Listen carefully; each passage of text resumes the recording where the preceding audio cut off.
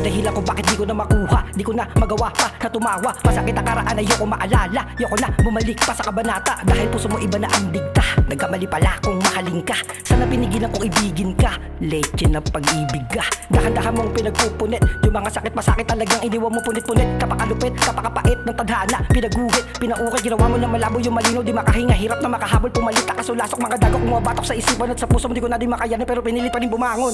Pinangako di mo na muli masasaktan, mga sugat na kahapon alaala na matatakpan. Di ka na muli matitignan, alaala at larawan na puno ng pagmamahal. Pangako na pangahawakan pero di pa rin sapat, pinili ko na lang hindi lumaban. Dahil nga ang puso ko naging ikaw ang kahinaan. Di ko na malayan tumaya, pati patong wala kalinlangan. Tila ba naglaho, wala na ba regalo? Sa tuwing darating yung araw na mahal mo pa ako, tatapot at ako yung mga pangako. Distansya na hakbang masyado na malayo, naglaho na pati pananabik. Wala na mga sakit pati sumbat na babalik. Dinadalakin ko palagi sa may kapal, sa may kapal, sa maayos ka.